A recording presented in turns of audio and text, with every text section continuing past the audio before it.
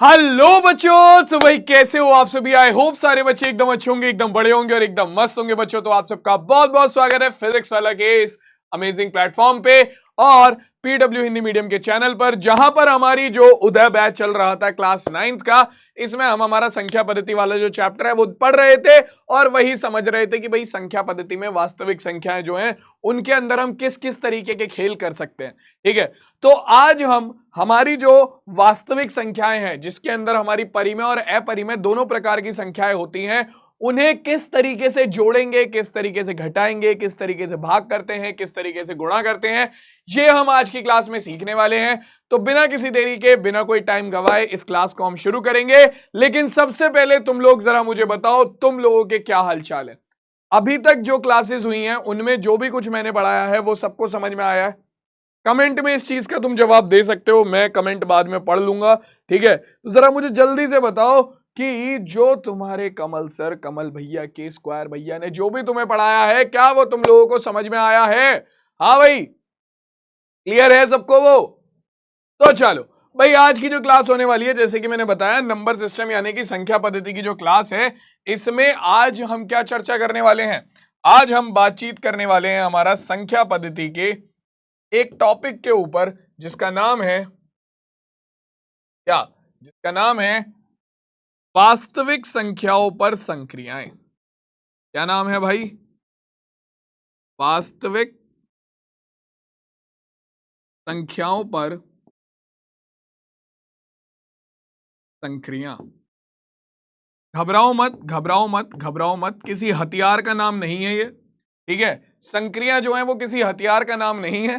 ठीक है, नॉर्मल एक क्या चीज है, एक शब्द है जिसका मतलब बहुत ही ईजी है, तुम बचपन से इस्तेमाल करते हुए आ रहे हो। संक्रिया का मतलब और कुछ नहीं है। संक्रियाएं होती हैं तुम्हारी जैसे जोड़ना, घटा करना, गुणा करना या भाग करना, यही सब तुम्हारा क्या है, यही सब होती हैं तुम्हारी संक्रियाएं। ठीक है, संक्रियाओं में क्या आता है? जोड़ना, घटाना, गुणा करना या भाग करना, यही सब तुम्हारा किस में आता है? यही सब तुम्हारी संक्रियाएं होती हैं।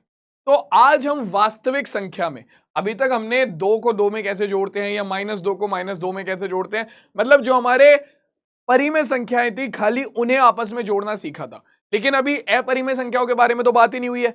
यहां पर हम डायरेक्ट बात करेंगे वास्तविक संख्याओं के लिए। अब वास्तविक संख्याओं में क्या होता है कि तुम परिमेय और अपरिमेय संख्या को जोड़ोगे तो क्या आएगा, तुम अपरिमेय और अपरिमेय संख्या को जोड़ोगे तो क्या आएगा, ठीक है, तुम इनके आपस में गुणा करोगे तो क्या आएगा, भाग करोगे तो क्या आएगा, घटाओगे तो क्या आएगा, ये सारी चीजें हम हमारी जो आज की क्लास है इसमें समझने वाले हैं। ठीक है, उस पर बेस क्वेश्चन तो करेंगे ही करेंगे। तो बिना किसी देरी के सीधा शुरुआत करते हैं बच्चों अपनी इस क्लास की और वास्तविक संख्याओं पर संक्रियाओं की। तो हमने ये समझा कि वास्तविक संख्याओं के अंदर हमारी 2 टाइप की जो मेन संख्याएं हैं वो पाई जाती हैं। सबसे पहली परिमेय संख्या।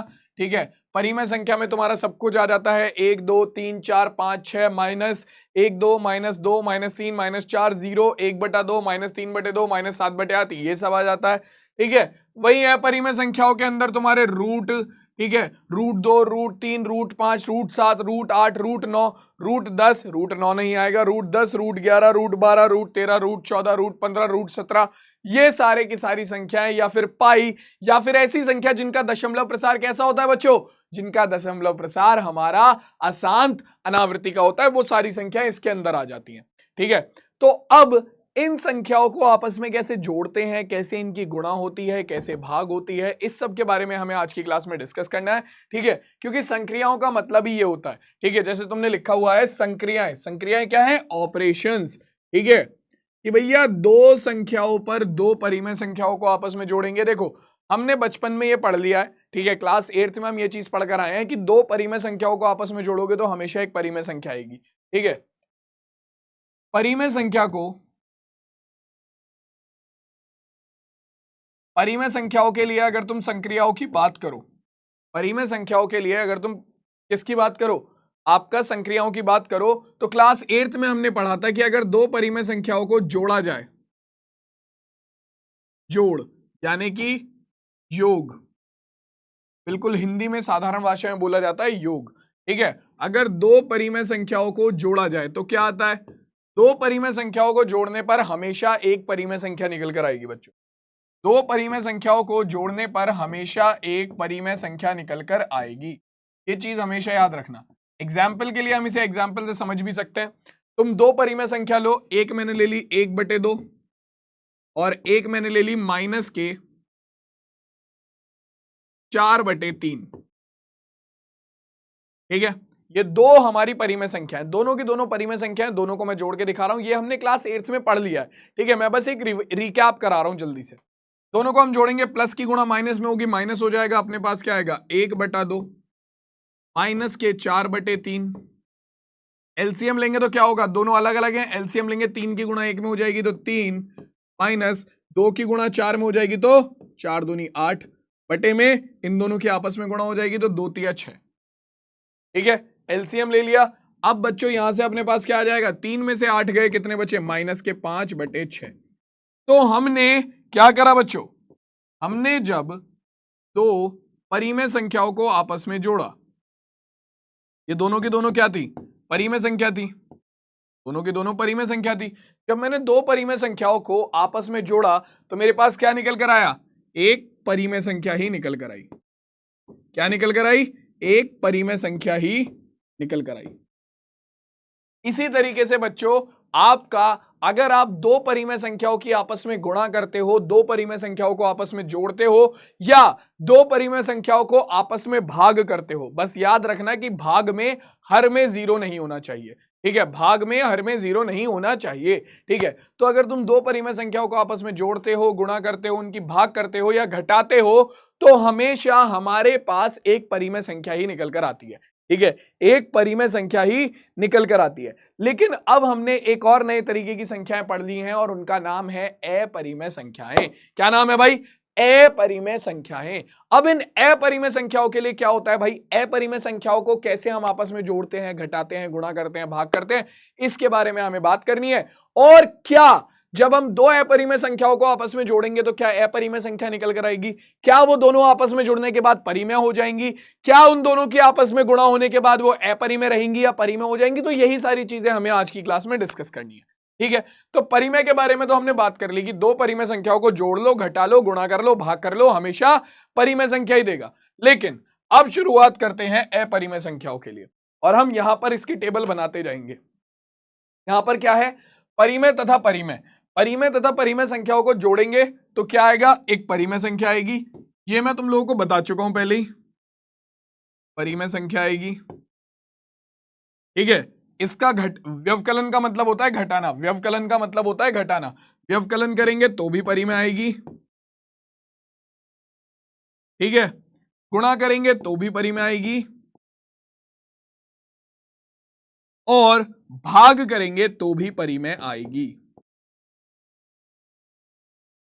ठीक है, तो आपका दो परिमेय संख्याओं को आप जोड़ो, घटाओ, गुणा करो या भाग करो, आपके पास हमेशा परिमेय संख्या आने वाली है। ये गद्दारी नहीं करेगा। ठीक है, ये भाई साहब आपस में एक दूसरे के साथ गद्दारी नहीं करेंगे, ये बिल्कुल परिमेय के परिमेय ही रहते हैं, ये नहीं बदलते। ठीक है, जबकि अगर हम बात करें अपरिमेय संख्याओं की, तो जब आप दो अपरिमेय संख्याओं को जोड़ोगे, अब एक एक करके इन दोनों पर चलेंगे। ठीक है, तो ध्यान से समझ के चलना कि पहली कंडीशन, जब आप दो अपरिमेय संख्याएं लेते हो, ठीक है, यहां पर मैं ले लेता हूं, माना ए व बी, तो अपरिमेय संख्याएं हैं, बल्कि इसे भी छोड़ दो, नॉर्मल एक एग्जांपल से समझाता हूं मैं तुम्हें, इसे भी छोड़ दो, नॉर्मल डायरेक्ट एक एग्जांपल से समझाता हूं, ज्यादा अच्छे से समझोगे। ठीक है, तो सबसे लिए हम क्या करने वाले हैं, यहां पर हम परिमेय, अपरिमेय व अपरिमेय संख्या लेने वाले हैं, यानी कि दोनों संख्या अपरिमेय होंगी। ठीक है, अब हम कौन से केस की बात कर रहे हैं, जब हमारी दोनों संख्याएं अपरिमेय हो, जब दो अपरिमेय संख्याओं को जोड़ा जाएगा और दो अपरिमेय संख्याओं को घटाया जाएगा तो हमारे पास क्या बनेगा, हम इसके बारे में बात कर रहे हैं। ठीक है, दो अपरिमेय संख्याओं को जोड़ा जाएगा और दो अपरिमेय संख्याओं को घटाया जाएगा, क्या होगा, देखो सीधी सी बात। मान लो मैंने दो अपरिमेय संख्याएं ली। ठीक है, सबसे पहले हम बात करेंगे योग की, योग की, किसकी बात करेंगे, योग की। ठीक है, देसी भाषा में इसे बोलते हैं जोड़ना। क्या बोलते हैं देसी भाषा में? जोड़ना। लिख दे रहा हूं मैं यहां पर, तुम लोगों के लिए आसानी रहेगी। ठीक है, मान लो मैंने एग्जाम्पल लिया, मैंने दो संख्याएं ली, दो संख्याएं मैंने ले ली 2√2 और हमारा एक मैंने ले लिया √2। √2, तो ये दो संख्याएं हैं। अब हमें पता है कि हम ऐसे जोड़ते हैं, अगर कहीं पर लिखा है 2a + a बराबर किसके हो जाता है? 3 गुणा a के। ठीक है, 2a + a बराबर 3 गुणा a हो जाता है, 3a हो जाता है। तो 2√2 + 3√2 कितना होगा? 2√2 + 3√2 आपका हमेशा 2√2 + √2 कितना हो जाएगा? 3√2 हो जाएगा। या तो आप इसे डायरेक्ट ऐसे लिख सकते हो, या फिर आप क्या कर सकते हो, इन दोनों में से √2 कॉमन आ रहा है, √2 कॉमन ले लो। यहां से √2 कॉमन लेंगे, क्या बचेगा? 2। यहां से √2 कॉमन लेंगे, बचेगा 1। ठीक है, तो अपने पास क्या आ गया? 2 + 1 हो गया 3√2।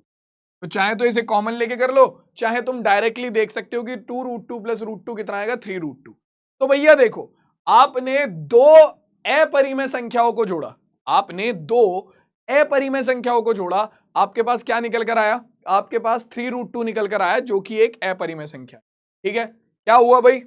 हमने दो अपरिमेय संख्याओं को उठाया, ये भी अपरिमेय थी, ये भी अपरिमेय थी, दोनों को जब आपस में जोड़ा तो जो मान निकल कर आया वो अपरिमेय निकल कर आया। दोनों को जब आपस में जोड़ा तो जो मान निकल कर आया वो अपरिमेय निकल कर आया। बिल्कुल सही। क्या लेकिन हर एक कंडीशन में ऐसा होता है कि जब दो अपरिमेय संख्याओं को जोड़ो तो अपरिमेय संख्या आएंगी? क्या हर एक कंडीशन में ऐसा होता है? एग्जाम्पल देता हूं मैं एक और। मान लो तुमने ले लिया समझ के चलना जो मैं बोल रहा हूं। मान लो तुमने एक एग्जाम्पल तो ये वाला लिया था, एक एग्जाम्पल तुमने ले लिया कि अगर मैं क्या करूं, मैं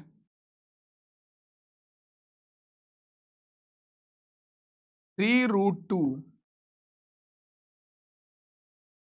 माइनस 3√2 प्लस कर दूं किसमें?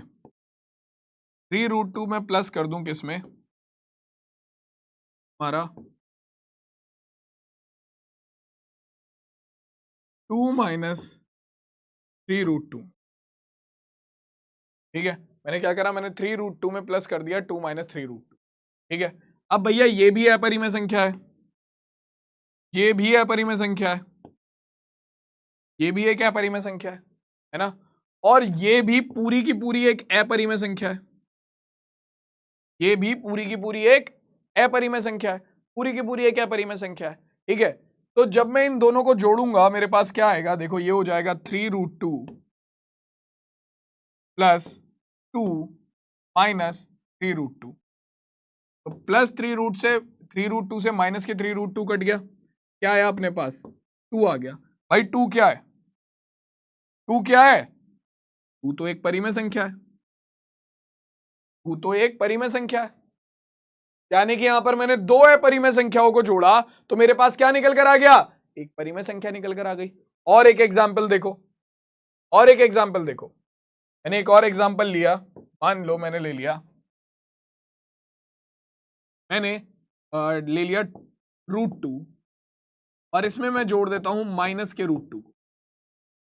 √2 में मैं जोड़ देता हूं माइनस के √2 को। √2 भी अपरिमेय है, माइनस के √2 भी अपरिमेय है। दोनों को आपस में हल करोगे क्या आएगा?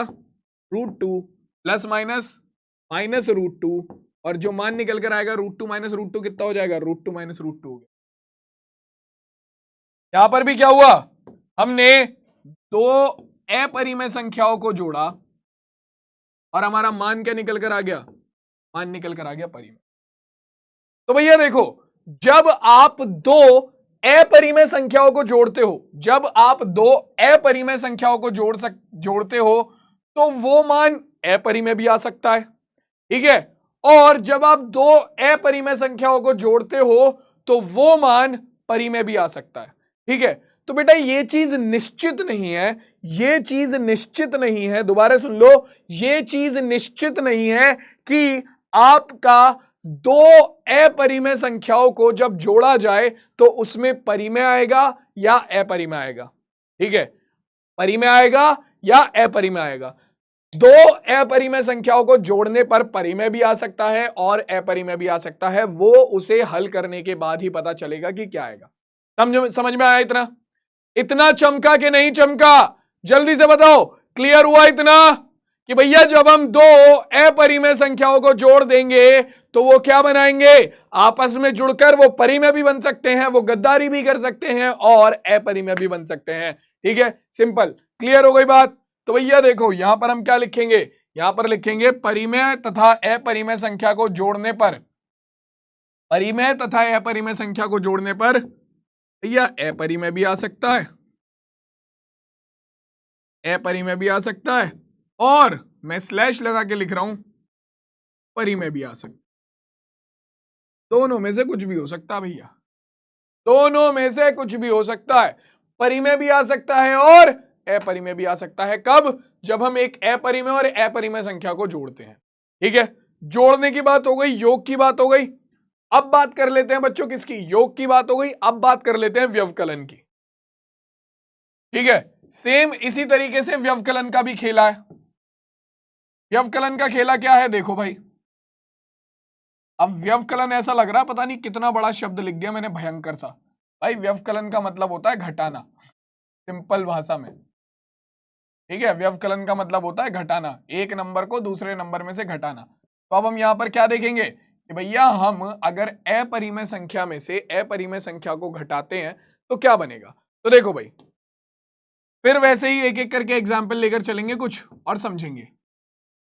तो अगर तुम एक अपरिमेय संख्या में से, मान लो मैंने एक अपरिमेय संख्या ले ली 2 + 3√2, एक अपरिमेय संख्या हो गई ये, और दूसरी अपरिमेय संख्या ले ली मैंने 2 - √2। ठीक है, ये दो अपरिमेय संख्या होगी, दोनों को आपस में घटाएंगे तो क्या होगा भैया, ये हो जाएगा 2, सबसे पहले तो ब्रैकेट ओपन करेंगे तो ये हो जाएगा 2 + 3√2, इधर ब्रैकेट ओपन करेंगे तो माइनस के अंदर मल्टीप्लाई हो जाएगी, तो माइनस की मल्टीप्लाई 2 में होगी तो माइनस का 2, माइनस की मल्टीप्लाई -√2 में होगी तो माइनस माइनस +√2।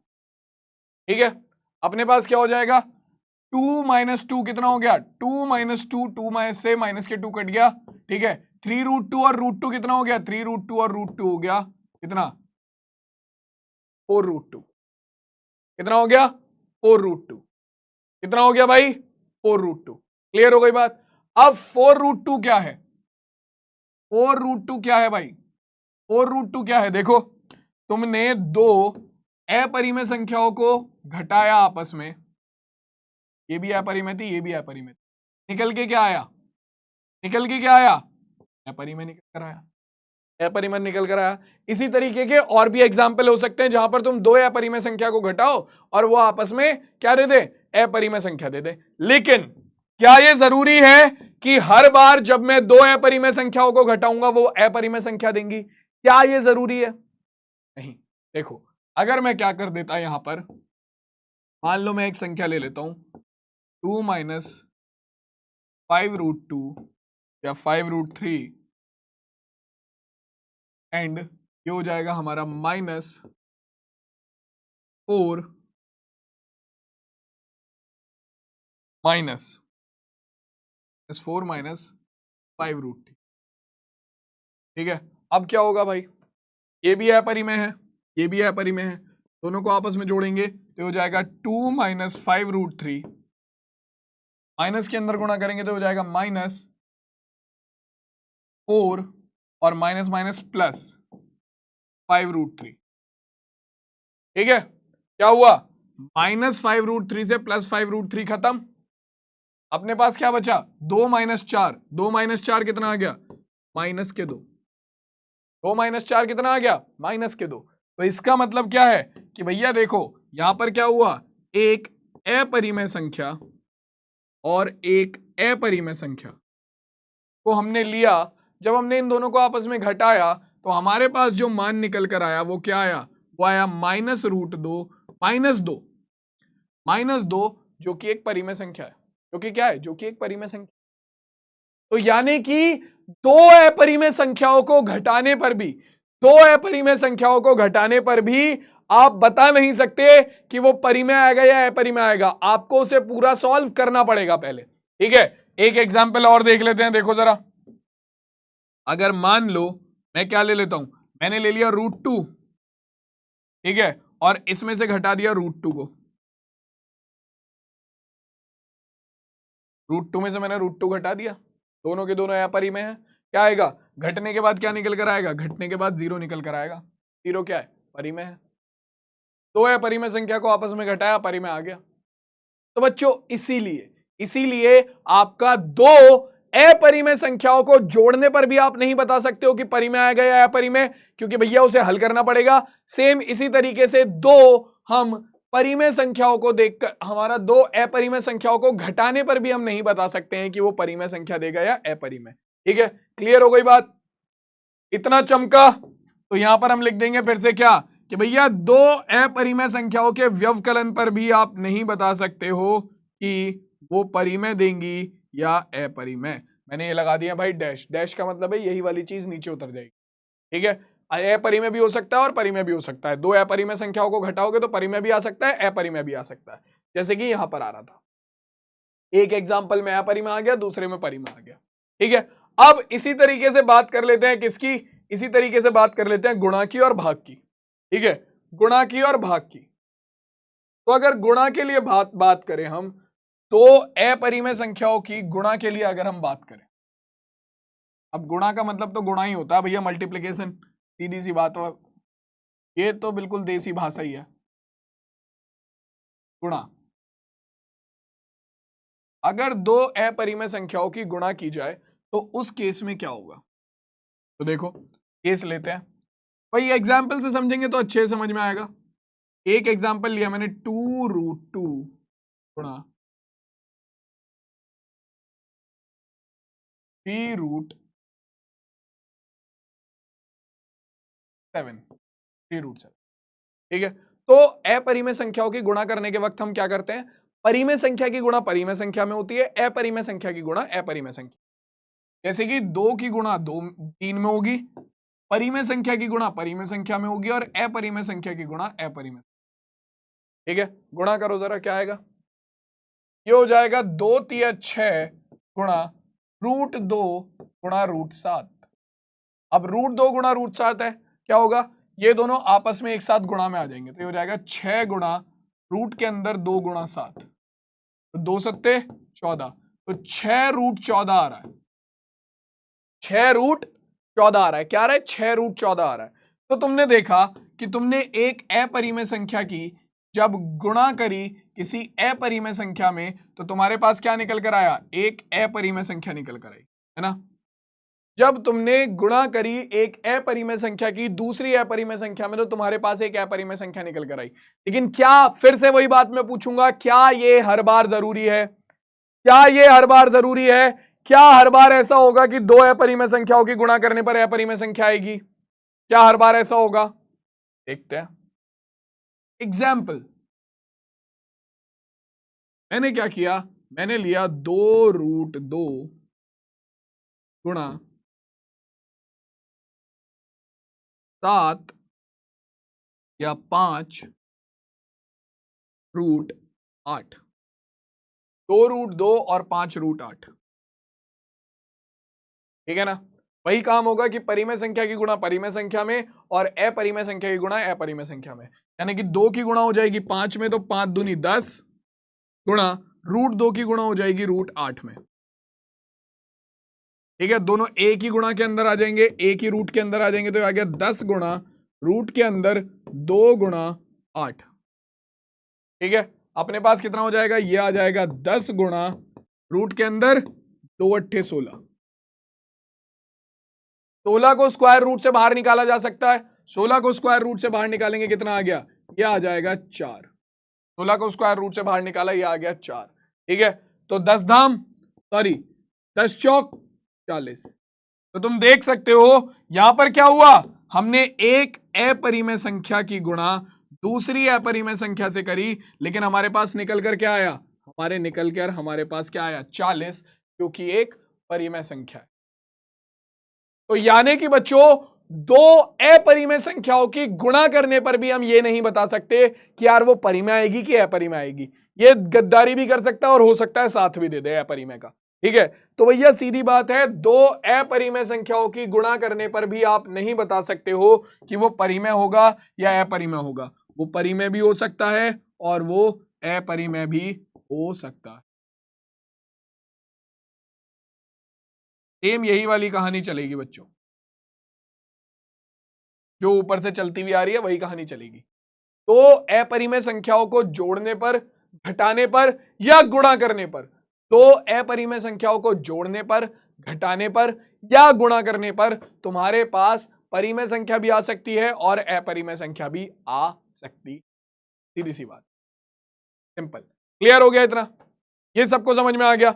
अब सेम चीज भाग में कर लेते हैं। ठीक है, कि दो अपरिमेय संख्या को एक बार भाग करके और देख लेते हैं। मैं पहले ही बता देता हूं, भाग में भी यही आएगा, जो तुमने अभी तक देखा है ना वही भाग में भी आएगा। जब तुम दो अपरिमेय संख्याओं की भाग करोगे आपस में, तो भी यही आएगा, टेंशन ना लो। ठीक है, भाग करते हैं। देखो भाई, एग्जाम्पल लेते हैं। पहला एग्जाम्पल, 2√5 बटे में 3 रूट। ठीक है, इसे हल करेंगे तो ये कितना हो गया, ये हो जाएगा बच्चों 2/3 गुणा रूट के अंदर 5/, सिंपल। ठीक है, तो ये भी एक अपरिमेय संख्या है। तुमने क्या करा, तुमने एक दो अपरिमेय संख्याओं को आपस में भाग करा, तुम्हारे पास एक अपरिमेय संख्या निकल कर। ठीक है, तुमने दो अपरिमेय संख्याओं को आपस में भाग करा, अपरिमेय अपरिमेय, और जो फाइनल रिजल्ट निकल कर आया वो भी अपरिमेय। लेकिन क्या ये हर बार जरूरी है? क्या ये हर बार जरूरी है कि यही आएगा? अगर मैं एक एग्जांपल ले लूं जिसमें ऊपर है 3√5, नीचे है 27√5। ठीक है, दोनों अलग अलग है अपरिमेय संख्या है, ऊपर है 3√5, नीचे है 27√5। क्या होगा भाई, ये भी अपरिमेय है और ये भी अपरिमेय है। लेकिन जब तुम इन्हें हल करोगे तो क्या होगा,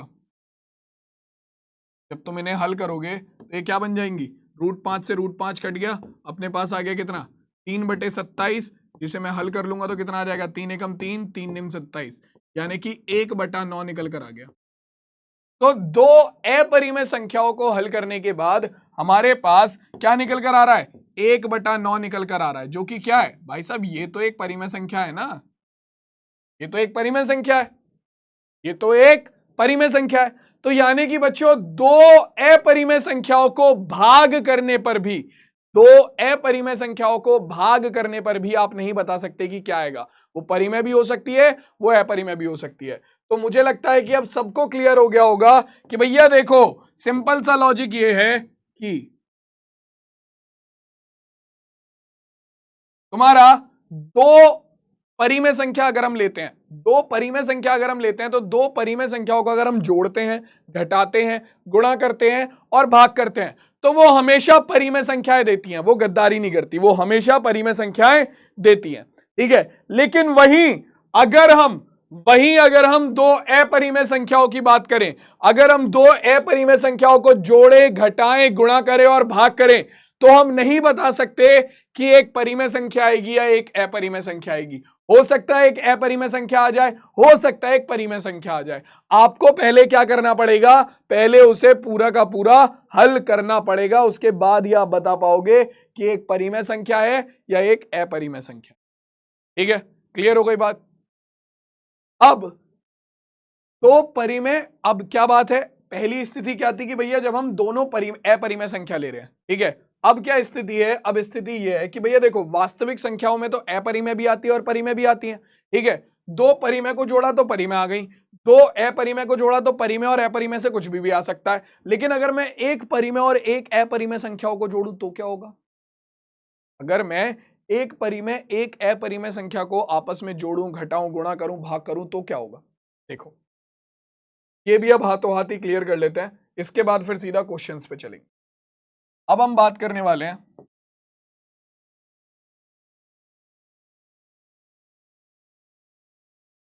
एक परिमेय व एक अपरिमेय। ठीक है, एक परिमेय व एक अपरिमेय। अब इन दोनों के बारे में बात कर लेते हैं कि भाई ये किसकी तरफ पड़ रहा भारी रहने वाला, परिमेय संख्या बनेगी या अपरिमेय संख्या बनेगी, या दोनों में से कुछ भी बन सकता है। तो देखो सबसे पहले वहीं से शुरुआत करेंगे, कहां से, अपना योग से, योग से यानी कि हमारा जोड़ने से।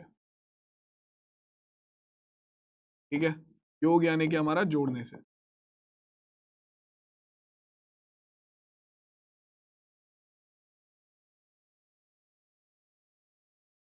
तो बच्चों देखो, अगर मैं दो, एक परिमेय और एक अपरिमेय संख्या को लेता हूं और उसे जोड़ता हूं, जैसे कि फॉर एग्जांपल मान लो मैंने ले लिया 2 और एक मैंने ले लिया √2 या 2√2, तो इसका मान क्या आएगा? इसका मान अगर मैं यहां से निकाल भी लूं तो कॉमन ले लूं, अंदर आ गया 1 + √2। तो हमेशा याद रखो कि आपका, अगर आप एक परिमेय और एक अपरिमेय संख्या को जोड़ रहे हो तो अंदर क्या आ रहा है, 1 + √2। तो अभी भी ये क्या आ रही है, एक अपरिमेय संख्या आ रही है। एक परिमेय और एक अपरिमेय संख्या को जोड़ने पर क्या आ रहा है, एक अपरिमेय संख्या ही आ रही है। ठीक है, और आप कोई भी एग्जाम्पल ले लो, कोई भी दुनिया जमाने का एग्जाम्पल ले लो, इसीलिए मैं इसके अलावा कोई और एग्जाम्पल बता भी नहीं रहा हूं। आप दुनिया जमाने का कोई भी एग्जाम्पल ले लो, अगर आप एक परिमेय और एक अपरिमेय संख्या लेते हो, अगर आप एक परिमेय और एक अपरिमेय संख्या को लेकर आपस में जोड़ते हो तो वो हमेशा एक अपरिमेय संख्या ही देगा। अगर आप एक परिमेय और एक अपरिमेय संख्या को लेकर आपस में जोड़ते हो तो वो हमेशा एक अपरिमेय संख्या ही देगा। ध्यान रखना बच्चों। ठीक है, क्या बोला मैंने कि भैया अगर आप एक परिमेय और एक अपरिमेय संख्या को आपस में जोड़ते हो तो वो हमेशा एक अपरिमेय संख्या ही देगा। क्या देगा भाई, एक अपरिमेय संख्या ही देगा। ठीक है, तो एक परिमेय और एक अपरिमेय संख्या को जोड़ने पर एक अपरिमेय संख्या आती है। सेम इसी तरीके से इसका व्यवकलन कर लो भाई। ठीक है, व्यवकलन करोगे तो व्यवकलन में भी यही केस बनेगा, व्यवकलन में भी यही केस बनेगा बच्चों। व्यवकलन में भी, व्यवकलन मतलब घटाना, इसमें भी यही केस बनेगा। ठीक है, इसमें भी ऐसा कुछ नया नहीं है। तुम एक एग्जाम्पल ले लो कोई भी। ठीक है, जैसे कि मान लो तुमने क्या करा, √2 में से 3√2 को घटा दिया तो तुम्हारे पास क्या आएगा, दोनों में से √2 कॉमन आ रहा है, √2 कॉमन भी ले लोगे तो अंदर बचेगा 1 - 3। तो 1 - 3 करोगे तो कितना हो जाएगा, -2√2, -2√2। तो इसका मतलब क्या है कि तुमने एक, बल्कि यहाँ तो उल्टा हो गया, सॉरी, हमने एक परिमेय संख्या ले ली, हमें एक परिमेय और एक अपरिमेय लेनी है ना। तो मान लो मैंने ले लिया यहाँ से 3 या मैंने ले लिया 6। ठीक है, मैंने ले लिया 6, दोनों में से 3 कॉमन आ रहा है। ठीक है, 3 कॉमन लिया, इधर बचा 2 - √2। तो 2 - √2 भी करोगे तो भी वो अपरिमेय आएगा। यानी कि तुमने जब एक परिमेय संख्या में से एक अपरिमेय संख्या को घटाया तो तुम्हारे पास एक अपरिमेय संख्या ही निकल कर, तुम्हारे पास एक अपरिमेय संख्या ही निकल कर आ रही है। और तुम कोई भी एग्जाम्पल ले लो, कोई भी एग्जाम्पल ले लो, कोई भी एग्जाम्पल ले लो, अगर तुम एक अपरिमेय संख्या में से परिमेय संख्या को या फिर एक परिमेय संख्या में से अपरिमेय संख्या को घटाओगे तो वो हमेशा अपरिमेय संख्या ही देगा, वो हमेशा अपरिमेय संख्या ही देगा। ठीक है, तो यानी कि यहां पर भी आपका अपरिमेय संख्या ही आएगा, कोई दिक्कत नहीं है।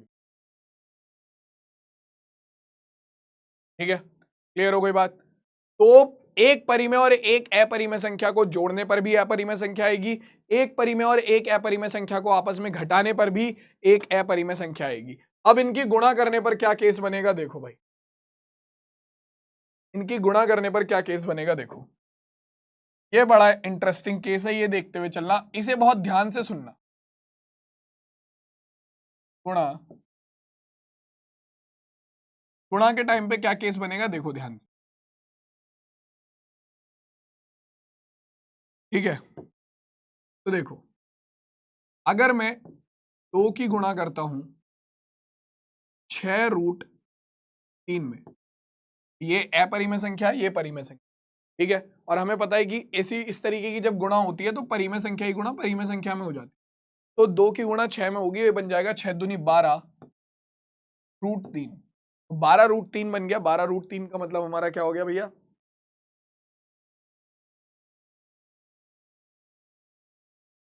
क्या बन जाएगा ये, हमारे पास एक परिमेय संख्या की गुणा हमने करी अपरिमेय संख्या में, तो हमारे पास आ रही है क्या, एक अपरिमेय संख्या।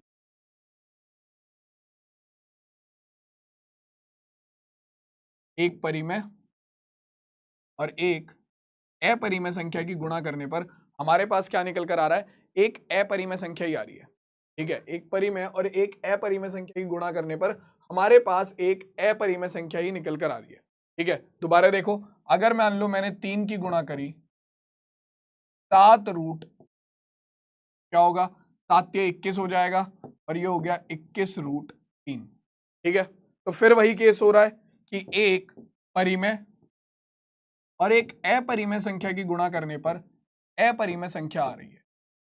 तो क्या हर केस में ऐसा होगा, क्या हर केस में होगा ऐसा, क्या ऐसा हर केस में होगा, हाँ।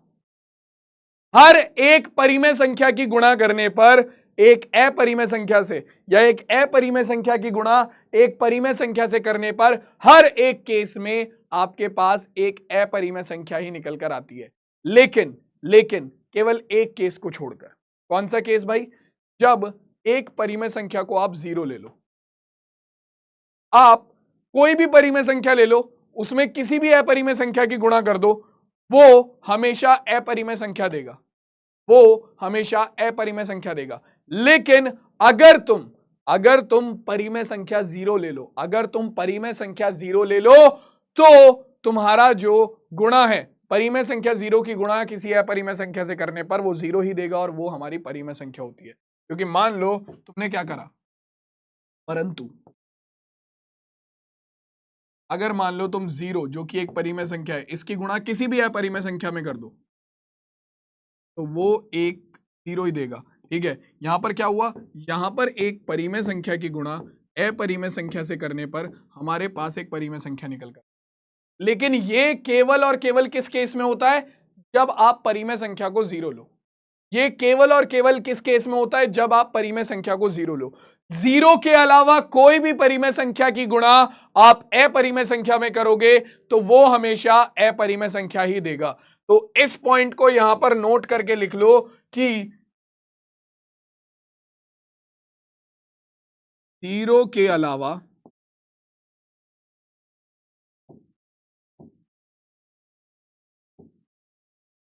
किसी भी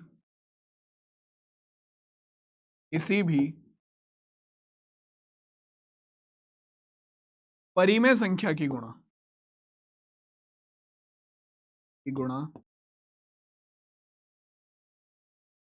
अपरिमेय संख्या में, या फिर अपरिमेय संख्या की गुणा परिमेय संख्या में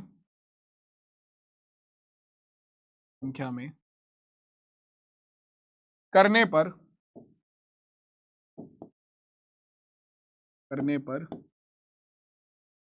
अपरिमेय संख्या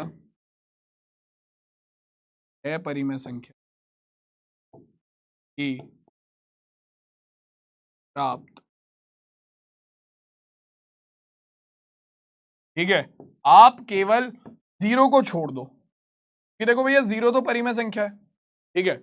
लेकिन मैं कह रहा हूं खाली 0 को छोड़ दो, 0 के अलावा तुम किसी भी संख्या को लोगे, अगर तुम उसे गुणा करते हो किसमें, आपका अपरिमेय संख्या में, या किसी अपरिमेय संख्या की परिमेय संख्या में गुणा करते हो 0 को छोड़कर, तो जो मान निकल कर आएगा वो एक अपरिमेय संख्या ही होगा, ठीक है। तो अगर हम यहां पर बताएं कि भैया देखो, एक परिमेय और एक अपरिमेय संख्या की गुणा करने पर क्या आता है, आपका एक परिमेय और एक अपरिमेय संख्या की गुणा करने पर, यहां पर लिख रहा हूं अलग से, 0 के अलावा जीरो के अलावा ये पूरा का पूरा क्या बनाता है, हमेशा अपरिमेय बनाता है। जीरो के अलावा हमेशा ये अपरिमेय बना, हमेशा अपरिमेय बना, ठीक है। जीरो के अलावा हमेशा ये अपरिमेय बना। अब देखो सेम केस तुम्हारा भाग के लिए भी होता है, ठीक है। यही सेम केस तुम्हारा भाग के लिए भी होता है कि अगर तुम एक परिमेय और एक अपरिमेय संख्या को भाग देते हो, ठीक है, आपस में, या फिर एक अपरिमेय संख्या को किससे, एक परिमेय संख्या से भाग देते हो, तो वो भैया देखो यही केस बनेगा हमेशा कि जीरो को छोड़कर बाकी कोई भी परिमेय संख्या ले लो, तुम्हारा भाग जो है वो क्या बन जाएगा, वो अपरिमेय बनेगा। मान लो तुमने 2 को भाग दिया 2√2 से, इसे हल करने पर तुम्हारे पास आएगा 1√, ठीक है, जो कि अपरिमेय है, ठीक है। एक परिमेय संख्या को एक अपरिमेय संख्या से भाग दिया, अपरिमेय संख्या निकल कर आ गई, ठीक है। मान लो तुमने 3√4 को भाग दिया इससे 3√2 से, वो √4 तो हो गई नहीं, √4 अपरिमेय नहीं होती। 3√6 को भाग दिया 3√2 से, ये क्या आएगा, ये हल हो जाएगा, ये हो जाएगा रूट के अंदर 6/2, 2 3 6 यानी कि √3। तुम्हारा एक यहां पर ऐसे रख, तुमने एक 3√6 को तुमने भाग दिया 3 से, यानी कि एक अपरिमेय संख्या को परिमेय संख्या से भाग दिया, तो तुम्हारे पास क्या आ गया, एक अपरिमेय संख्या को परिमेय संख्या से भाग देने पर √6, जो कि एक अपरिमेय संख्या है ना। तो हर एक केस में आप जब एक परिमेय संख्या को एक अपरिमेय संख्या से या एक अपरिमेय संख्या को परिमेय संख्या से भाग दोगे, वो हर एक केस में क्या देगा, हर एक केस में अपरिमेय संख्या देगा, बस केवल एक केस को छोड़कर। अगर आप परिमेय संख्या को ले लो तो 0 के बटे में आप कोई भी अपरिमेय संख्या लोगे, 0 को आप किसी भी अपरिमेय संख्या से भाग दोगे वो 0 आएगा, 0 को आप किसी भी अपरिमेय संख्या से भाग दोगे वो 0 आएगा। आप जानते हो कि 0 को किसी भी नंबर से भाग दो वो हमेशा 0 होता है, ठीक है। और अगर मान लो आप किसी दूसरे नंबर को 0 से भाग देने लगो, अगर आप किसी दूसरे नंबर को 0 से भाग देने लगो, तो आप जानते हो कि नंबर बटे 0 क्या होता है, नंबर बटे 0 होता है अपरिभाषित, तो भैया इसका मान हो जाएगा अपरिभाषित, का मान हो जाएगा अपरिभाषित। तो इसीलिए केवल 0 के केस को छोड़कर, केवल 0 के केस को छोड़कर बाकी किसी भी परिमेय संख्या की अपरिमेय संख्या से भाग कर दो या अपरिमेय संख्या की परिमेय संख्या से भाग कर दो, आपका हमेशा अपरिमेय संख्या ही आती है, ठीक है। तो यहां पर भी वही सेम चीज, आपका सेम स्टेटमेंट आपको लिखना पड़ेगा कि 0 को छोड़कर,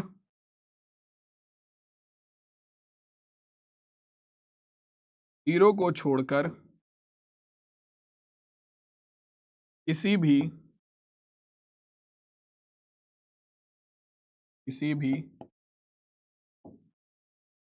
परिमेय संख्या की भाग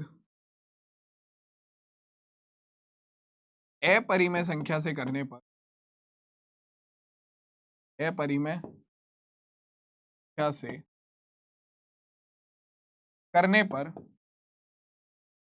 करने पर क्या आएगा बच्चों, करने पर अपरिमेय संख्या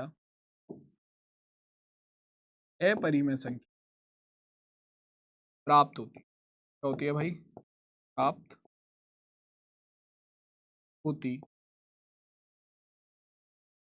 ठीक है, अपरिमेय संख्या प्राप्त, सिंपल लॉजिक, ठीक, क्लियर हो गई बात, यहां भी सबको समझ में आ गया। तो भैया देखो, अब एक परिमेय और एक अपरिमेय संख्या की आपस में भाग करने पर भी क्या केस बनेगा, आपस में भाग करने पर भी यही वाला केस बनेगा जो ऊपर बना हुआ, क्या कि 0 के अलावा बाकी किसी भी परिमेय और अपरिमेय संख्या को भाग कर लो, वो हमेशा क्या देगा, अपरिमेय देगा, ठीक है। तो भैया ये तुम्हारी टेबल कंप्लीट हो गई।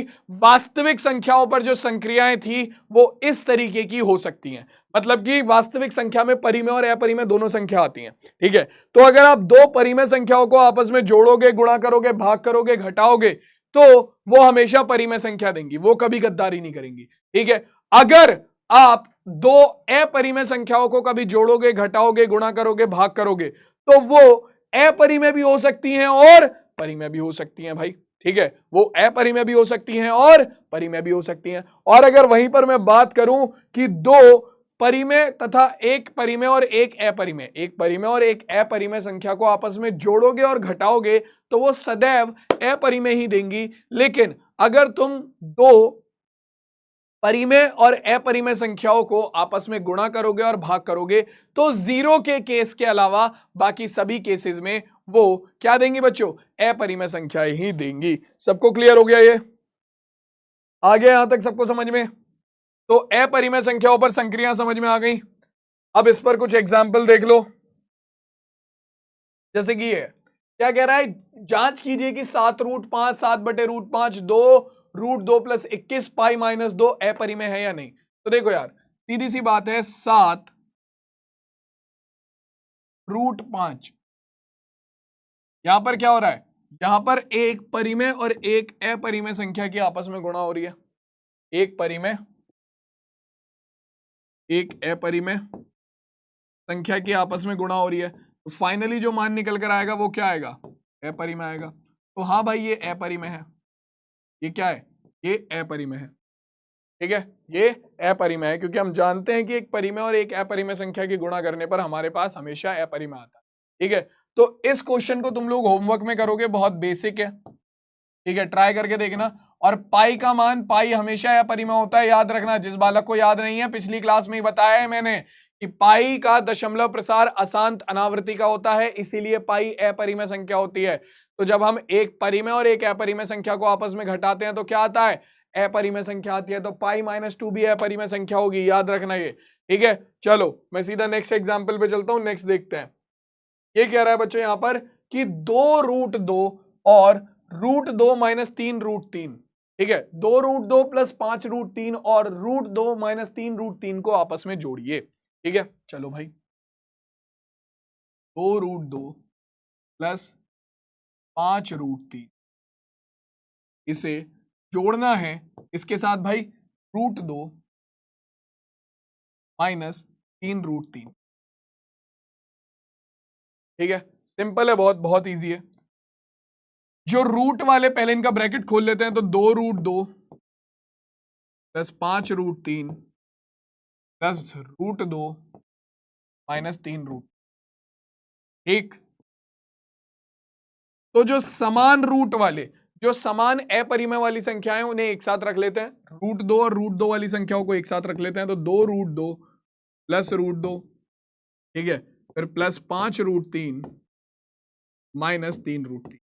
तो अब देखो, या तो तुम डायरेक्ट लिख सकते हो, यहां से डायरेक्ट आंसर लिख सकते हो। डायरेक्ट आंसर क्या आ जाएगा? 2√2 + √2 कितना हो जाएगा? 2√2 और √2 हो जाएगा हमारा 3√2। ठीक है, और 5√3 - 3√3 कितना हो जाएगा? 2√3। तो या तो डायरेक्ट आंसर लिख लो। ठीक है, 2√2 और √2 हो जाएगा हमारा 3√2। ठीक, प्लस 5√3 - 3√3, तो 5 में से 3 गए, कितना बचा? 5 में से 3 गए, 2 बचा, तो 2√3। तो या तो ये डायरेक्ट आंसर लिख लो। ठीक है, या तो ये डायरेक्ट आंसर लिख लो, या फिर वो कॉमन लेने वाला खेल कर लो कि भैया देखो, इन दोनों में से √2 कॉमन आ रहा है, तो दोनों में से √2 कॉमन ले लिया, अंदर क्या बचा? 2, और यहां पर आ गया +1। ठीक है, प्लस इन दोनों में से √3 कॉमन आ रहा है, तो √3 कॉमन ले लिया, अंदर क्या बचा? 5 - 3। ठीक है, तो क्या होगा? √2 गुणा 2 + 1 कितना हो गया? 3, प्लस √3 गुणा 5 - 3 कितना हो गया? 2। तो अपने पास कितना आ जाएगा? 3√2 + 2√3। तो इन दोनों संख्याओं की आपस में जोड़ने पर, इन दोनों संख्याओं को आपस में जोड़ने पर हमारे पास ये निकल कर आ गया। ठीक है, चाहे तो उस तरीके से कर लो डायरेक्ट, और चाहे इस तरीके से कॉमन लेके कर लो, दोनों में से किसी भी तरीके में कोई दिक्कत नहीं है। क्लियर है सबको? ये आ गया भाई समझ में? आगे बढ़े, चलो देखो अब अगला क्वेश्चन कह रहे कि 8√5 को 2√5 से भाग करिए। तो बहुत इजी है, 8√5 को भाग करना है 2√5 से, है ना? बहुत इजी है ये, तो आराम से हो जाएगा। सीधा सीधा 8√5 बटे में 2√5। यहां पर क्या होगा? यहां तो डायरेक्ट √5 से √5 कट गया। ठीक है, और 2 से काटेंगे तो कितना आ गया? 2 दूनी 4। तो अपने पास क्या निकल कर आ गया? 4 निकल कर आ गया। ये तो बच्चों वाला सवाल था। बहुत ही ईजी था, ठीक है, ये तो बहुत ही ईजी था, 4 हमारे इस प्रश्न का उत्तर हो जाएगा। क्लियर है, आ गया समझ में? चलो आगे देखो अगला क्वेश्चन। अब यहां पर एक चीज और है कि रूट के अंदर अगर x दिया हुआ है, मतलब रूट के अंदर कोई भी संख्या दी हुई है, ठीक है, जैसे कि रूट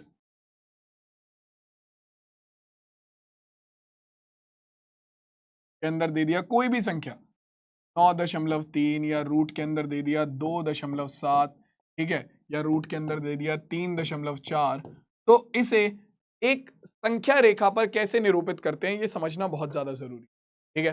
तो मैं एक एग्जाम्पल से समझाऊंगा, एक एग्जाम्पल हम यहां पर देखेंगे, बाकी अगली क्लास में कुछ क्वेश्चन करेंगे इसके, ठीक है। मान लो मैं दिखा रहा हूं किसे, मैं दिखा रहा हूं कि रूट 3.4 को संख्या रेखा पर कैसे निरूपित, ठीक है, कि रूट 3.4 को संख्या रेखा पर कैसे निरूपित करें।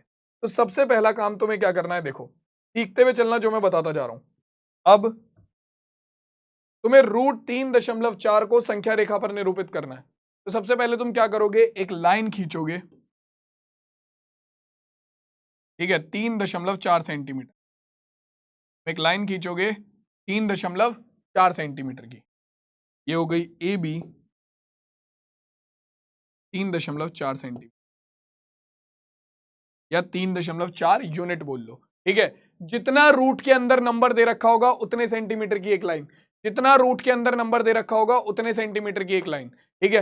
अब इसके बाद तुम ये जो ए बी लाइन है इसे आगे तक बढ़ा दोगे, ये जो ए बी लाइन है इसे आगे तक बढ़ा दो,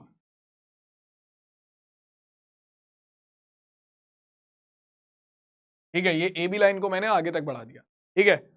संख्या रेखा पर क्या होता है, संख्या रेखा पर होता है 0 1, 0 के दाई तरफ 1 2 3 4, 0 के बाई तरफ -1 -2 -3 -4, ठीक है। तो ये जो पॉइंट बी है, ये पॉइंट बी हमारा बनेगा 0, ये पॉइंट बी बनेगा हमारा 0।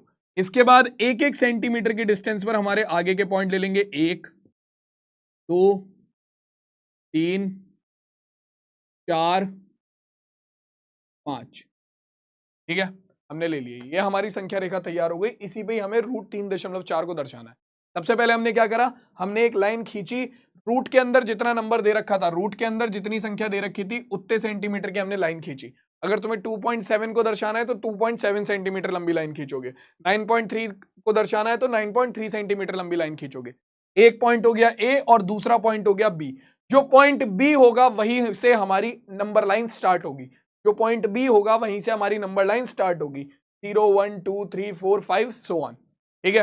अब क्या करेंगे, हम ए बी लाइन के आगे, हम क्या करेंगे, ए बी लाइन के आगे, ए बी लाइन के आगे, ये जो ए बी लाइन है इससे आगे 1 सेंटीमीटर या 1 यूनिट का एक निशान लगाएंगे, जो कि 1 पर आएगा, 1 यूनिट का एक निशान 1 पर आएगा, ठीक है। ये है कितने यूनिट का, 1 सेंटीमीटर या फिर 1 यूनिट, एक निशान लगाएंगे, मान लो ये हो गया सी, ये क्या हो गया सी।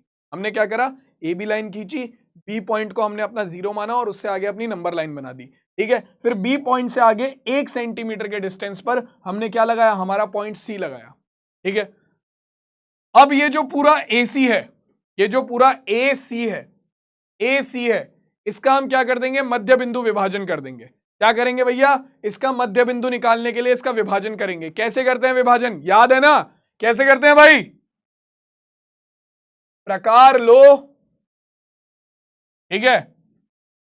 जिस रेखा का विभाजन करना है उसकी आधे से ज्यादा दूरी भरो, तो मैंने प्रकार लिया, आधे से ज्यादा दूरी भर ली, ठीक है, आधे से ज्यादा, हमें एसी का करना है विभाजन, तो प्रकार लिया, एक बिंदु पर रखा, आधे से ज्यादा दूरी भरी और एक चाप लगा दिया ऊपर और वहीं एक चाप लगा दिया नीचे, ठीक है। फिर उस रेखा के दूसरे बिंदु पर प्रकार रखो, उस रेखा के दूसरे बिंदु पर प्रकार रखो, फिर वही काम, एक चाप लगाओ नीचे और एक चाप लगाओ ऊपर, जहां पर ये दोनों चाप एक दूसरे को काट रहे हैं मिलाते हुए एक रेखा बना दो, ठीक है। तो यही रेखा का जो मध्य बिंदु हो जाएगा, जहां पर ये रेखा हमारी AC को काटेगी, जहां पर ये रेखा AC को काटेगी वही AC का मध्य बिंदु हो जाएगा M, वही AC का मध्य बिंदु हो जाएगा M, ठीक है, अब क्या करोगे बच्चों, अपना कंपस लो, यानी कि प्रकार लो, एम को मानो केंद्र और सी तक की दूरी भरो। ठीक है, एम को मानो केंद्र और सी तक की दूरी भरो और क्या करो, एक अर्धवृत्त बना दो। ठीक है, चाहे तो तुम दूरी सी तक की भर सकते हो, चाहे दूरी ए तक की भर सकते हो, क्योंकि ये ए सी का मध्य बिंदु है तो दोनों दूरी बिल्कुल बराबर होंगी। चाहे तो सी तक की दूरी, ए से सी तक की दूरी, एम से सी तक की दूरी भर लो या एम से ए तक की दूरी भर लो, दोनों दूरियां बिल्कुल बराबर है क्योंकि एम ए सी का मध्य बिंदु है। ठीक है, अब ये बन गया वृत्त, ये बन गया अर्धवृत्त। अब क्या करोगे, अब ये जो बिंदु बी था इससे हम एक लंब बनाएंगे जो कि हमारे अर्धवृत्त को किसी ना किसी बिंदु पर तो काटेगा ही। भैया एक लंब बना दो।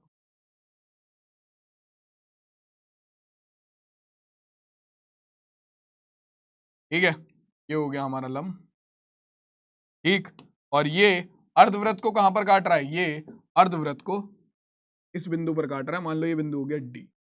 तो ये जो बी डी है, ये जो बी डी है यही स्क्वायर रूट 3.4 सेंटीमीटर के बराबर होगी। ठीक है, ये जो बी डी है यही स्क्वायर रूट 3.4 सेंटीमीटर के बराबर होगी। लेकिन हमें तो इसे नंबर लाइन पर दिखाना था ना, हमें तो इसे संख्या रेखा पर दिखाना था, तो कैसे दिखाएंगे, अब बी पर प्रकार रखेंगे भैया। ठीक है, बी को केंद्र मानो, बी पर प्रकार रखो और बी डी दूरी जो है यानी कि रूट 3.4 जो है वो प्रकार में भरो और क्या करो, एक चाप लगा दो।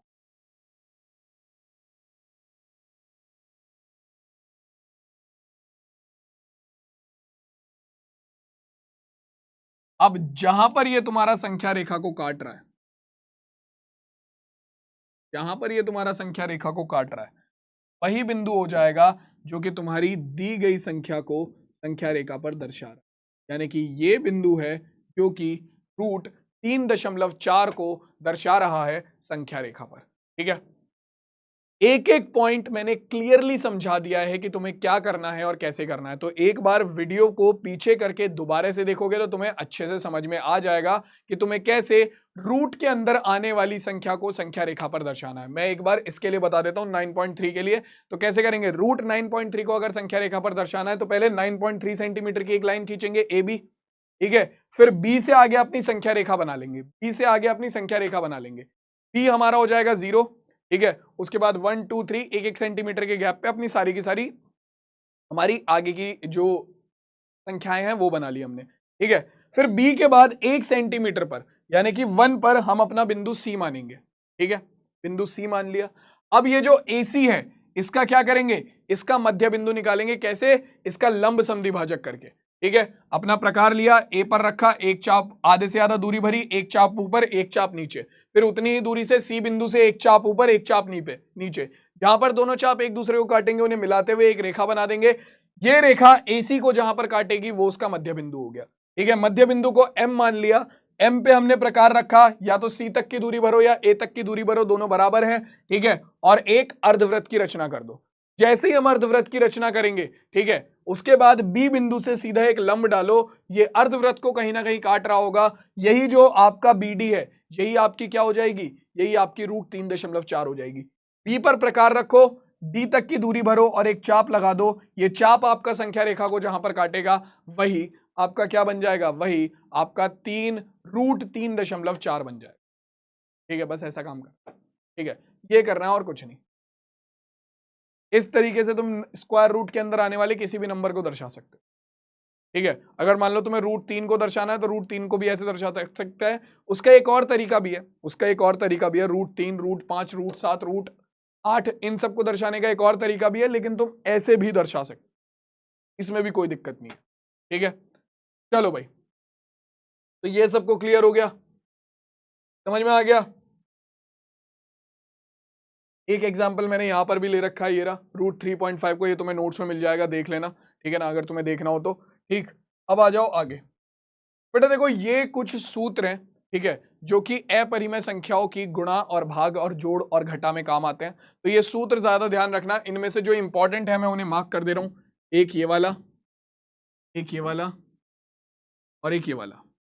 ये तीनों तो मतलब तुम्हें जरूर ध्यान होने चाहिए कि अगर कहीं पर लिखा है रूट ए गुणा रूट बी तो उसे तुम लिख सकते हो रूट ए के रूट एक ही रूट के अंदर ए बी, ठीक है। जैसे कि अगर कहीं पर लिखा हुआ है रूट 2 गुणा रूट 3 तो आप उसे सीधा सीधा लिख सकते हो रूट के अंदर 2 गुणा 3 यानी कि रूट 6, ठीक है। सेम इसी तरीके से अगर कहीं लिखा है रूट ए बटे रूट बी यानी कि कहीं पर लिखा है रूट 6 बटे रूट 8, ठीक है, तो तुम उसे सीधा सीधा एक ही रूट के अंदर लिख सकते हो 6 बटे 8 और उसे आराम से तुम हल करके क्या लिख सकते हो 3 बटे 4, ठीक है।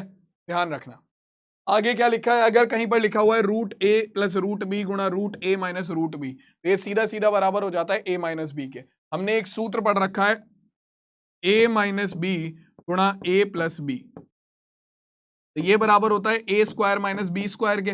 लेकिन यहां पर क्या है, यहां पर है हमारा रूट ए प्लस रूट बी गुणा रूट ए माइनस रूट बी, तो अगर हम इसे इस रूप में लिखे तो ये क्या बनेगा रूट ए का स्क्वायर माइनस रूट बी का स्क्वायर, तो स्क्वायर से स्क्वायर रूट हट जाएगा, हमारे पास खाली ए माइनस बी बचेगा, ठीक है। बाकी आगे तो इस तरीके के हैं ये सूत्र, इन्हें तो हम हल करके भी लिख सकते हैं, लेकिन ये 3 सूत्र तुम्हें जरूर याद होने चाहिए, 3 सूत्र तुम्हें जरूर पता होने चाहिए, इन्हें याद करने की भी जरूरत नहीं है, तुम्हें पता होने चाहिए, ठीक है। क्लियर हो गई बात, आ गया सबको समझ में यहां तक भी। तो देखो भाई एक एग्जांपल इस पे भी देख लेते हैं।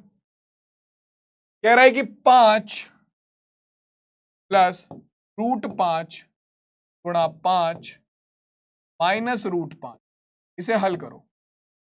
तो देखो इसके लिए ये रहा सीधा सीधा सूत्र, ए प्लस रूट बी गुणा ए माइनस रूट बी किसके बराबर होता है ए स्क्वायर माइनस बी के, तो ए प्लस रूट बी माइनस ए गुणा रूट बी, तो यहां पर क्या है ए प्लस रूट 5 ए माइनस रूट 5, तो ये हो जाएगा ए स्क्वायर माइनस बी के, तो ए स्क्वायर यानी कि 5 का स्क्वायर माइनस बी यानी कि 5, 5 का स्क्वायर हो गया 25 माइनस 5, कितना हो गया बच्चों 20। सिंपल क्वेश्चन, इजी क्वेश्चन, ठीक है। तो बच्चों तुम्हें ये जो सूत्र हैं ये जरूर याद करने हैं, ठीक है। अब आ जाओ, जैसे कि ये क्वेश्चन तुम्हें दे रखा है कि 4 रूट 5 और 5 रूट 5 का गुणनफल क्या होगा, बताओ कमेंट में आंसर बताओ, ए बी सी या फिर डी, 20 100 20 रूट 5 या फिर 9 रूट 5, क्या आंसर होगा 4 रूट 5 गुणा 5 रूट 5, कितना होगा भाई ये 4 रूट 5 गुणा 5 रूट 5, ये हो जाएगा हमारा 5 चौक 20, ठीक है। 4 की गुणा 5 में करेंगे तो 5 चौक 20 और रूट 5 की गुणा रूट 5 में करेंगे तो ये हो जाएगा हमारा रूट 5 का स्क्वायर यानी कि 5, तो 20 पंजे तो हमारे पास ये निकल कर आ गया 100। कौन सा विकल्प सही हो जाएगा बच्चों 100, यानी कि विकल्प नंबर बी इस प्रश्न का बिल्कुल सही उत्तर, ठीक है। क्लियर हो गई बात, अगला सवाल देख लें क्या कह रहा है। देखो भाई ये कह रहा है कि रूट 7 माइनस रूट 6 गुणा रूट 7 प्लस रूट 6, अरे भैया इसके लिए तो अभी डायरेक्ट सूत्र बताया था, क्या होगा 1 माइनस 1 0 या रूट 11, इसके लिए तो अभी डायरेक्ट सूत्र बताया था, क्या था रूट ए माइनस रूट बी गुणा रूट ए प्लस रूट बी किसके बराबर होता है बच्चों, ये तो डायरेक्ट सूत्र है, अभी अभी बताया भाई, क्या है ए माइनस बी, तो ये हो जाएगा 7 माइनस 6, सीधा सीधा 7 माइनस 6 किसके बराबर हो गया 1 के, तो भैया देखो ये हो गया हमारा विकल्प नंबर ए इस प्रश्न का सही उत्तर हो जाएगा, ठीक है। चलो भाई, तो बच्चों देखो आज की क्लास में हमने हमारा वास्तविक संख्याओं पर जो संक्रियाएं थी वो पढ़ ली हैं, ठीक है। इसके अलावा रूट के अंदर आने वाली किसी संख्या को कैसे संख्या रेखा पर दर्शाते हैं वो समझ लिया है, ठीक है। और हमारा जो उस पर बेस्ड क्वेश्चन थे वो भी कर लिए हैं, इसमें थोड़े इजी क्वेश्चन थे क्योंकि नेक्स्ट क्लास जो होगी वो होगी हमारी किसके ऊपर, वो होगी हमारी घातांक के नियम के ऊपर, वास्तविक संख्याओं के लिए घातांक के नियम।